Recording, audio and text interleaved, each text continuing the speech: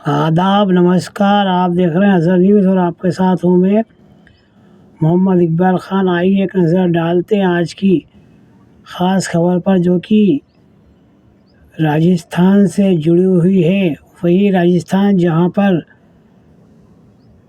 कुछ वर्ष पहले एक बलात्कारी संत को उम्र कैद की सज़ा हुई थी।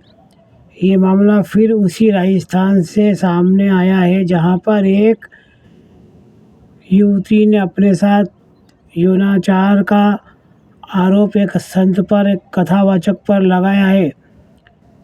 अब हम आपको विस्तार से खबर बताते हैं, क्या कुछ है पूरी घटना। हम आपको बता दें कि मध्य प्रदेश के उज्जैन शहर के अंदर एक क्षेत्र है अंगपात। यहाँ पर बलात्कारी आसाराम का आश्रम है। इसके आश्रम के बाहर एक बोर्ड लगा है, संत श्री आसाराम, जबकि उसे 2 प्रदेश की सज़ाओं से बलात्कार के मामलों में उम्र कैद की सज़ा हो चुकी है और वो उम्र कैद की सज़ा काट रहा है। ऐसे बलात्कारियों को लोग आज भी संत श्री कहते हैं और उनके आश्रमों के बाहर संत श्री के बोर्ड आज भी लगे हुए हैं।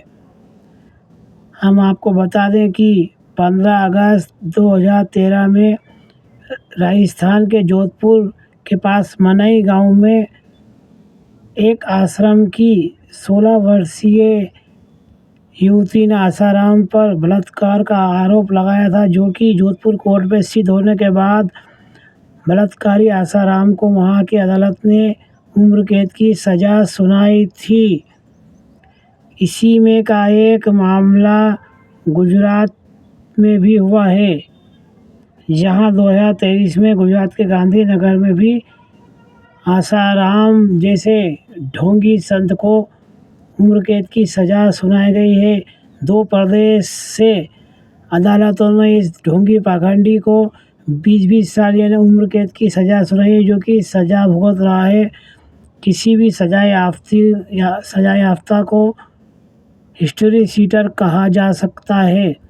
आइए अब आपको हम पूरी घटना विस्तार से बताते हैं, क्या है कुछ मामला और क्या हुआ है।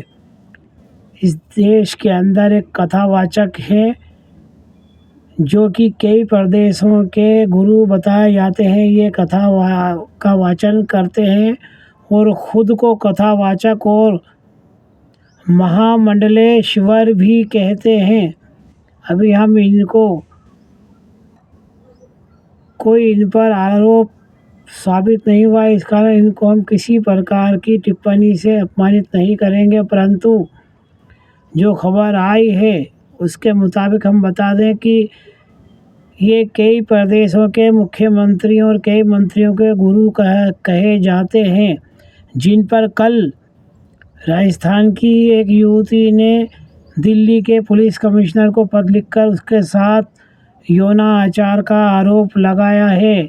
आइए क्या है मामला, हम आपको तफसील से पूरी खबर बताते हैं।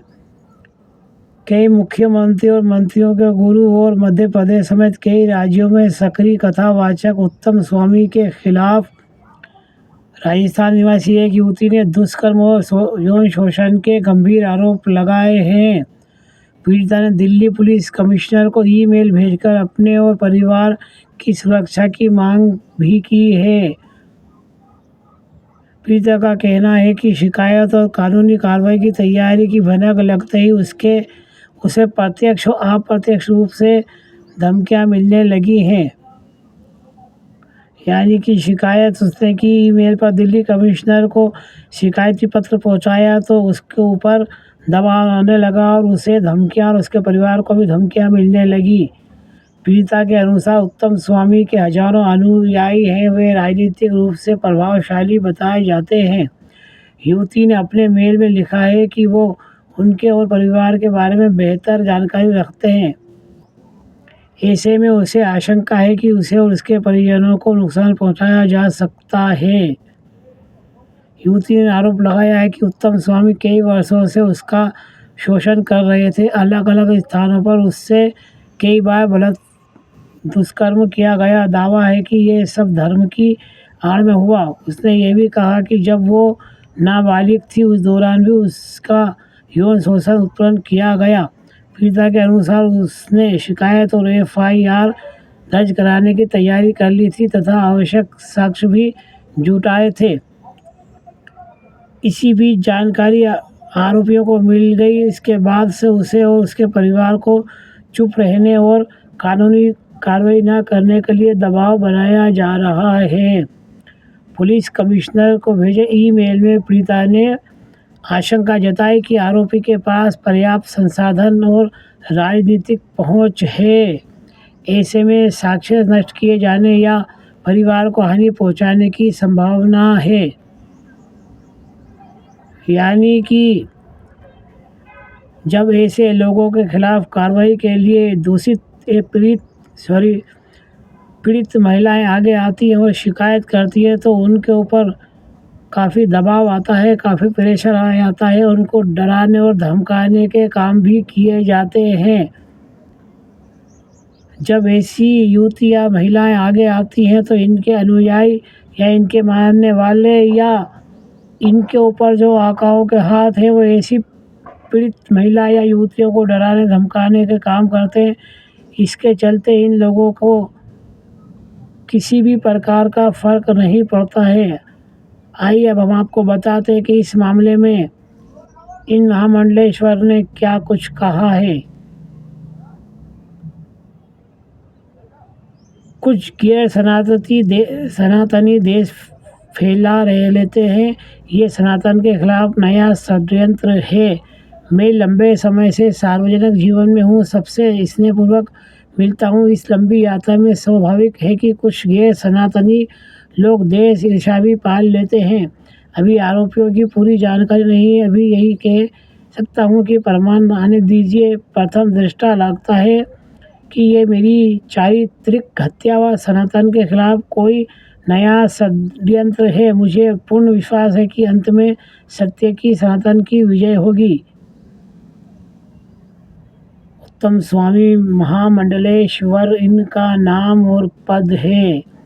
इन्होंने इस मामले को पूरी तरह से सांप्रदायिक रंग देने की कोशिश की है। इनका कहना है कि गैर सनातनी लोग देश फैला रहे हैं। मतलब अपनी करतूत के बाद भी इन्होंने इस मामले को सांप्रदायिक रंग देने की पूरी कोशिश की है। सनातन धर्म को बीच में लाए हैं, जबकि ये इनका व्यक्तिगत मामला है। आम सनातनियों से या आम हिंदू भाइयों से इसका कोई सरोकार नहीं है। अगर इन्होंने इस प्रकार की कोई हरकत की है तो पुलिस अपना काम करेगी, पुलिस अपनी जांच करेगी और अगर साबित हो गया तो जिस तरह बलात्कारी आसाराम जेल के अंदर सलाखों के पीछे अपनी करतूत की सज़ा काटा, ठीक वही हश्र भी इनका होगा। परंतु हम जब तक इस मामले का खुलासा नहीं हो जाता है या इन पर आरोप सिद्ध नहीं होता है या अदालत इन पर कोई कार्रवाई नहीं करती, हम किसी प्रकार की टिप्पणी अपनी ओर से नहीं करेंगे। जैसा खबर मिली थी और युवती ने जो दिल्ली के कमिश्नर को शिकायत ईमेल पर पहुंचाया, हमने उस खबर को आपसे रूबरू करा दिया है। परंतु यहाँ पर उत्तम स्वामी महामंडलेश्वर ने अपनी करतूत को छुपाने के लिए और अपना पाप छुपाने के लिए इन्होंने इस मामले को भी सांप्रदायिक रंग देने की कोशिश की है। इन्होंने कहा है कि सनातन की विजय होगी और कुछ असामाजिक तत्व देश फैलाने का काम कर रहे हैं, जो कि खुल्लम खुल्ला गैर सनातनियों पर ये हमला बताया जा रहा है। आप समझ सकते हैं कि इनका इशारा किस वर्ग की तरफ हो सकता है। हमने सोचा खबर काफ़ी अच्छी है, इससे आपको हम रूबरू करा दें। आप देख रहे हैं अज़हर न्यूज़ और आपके साथ हूँ मैं मोहम्मद इकबाल खान। फिर ऐसी किसी दिलचस्प वीडियो के साथ मैं आपसे रूबरू रहूँगा। अगर वीडियो पसंद आई हो तो इसे लाइक कीजिए, शेयर कीजिए, सब्सक्राइब कीजिए।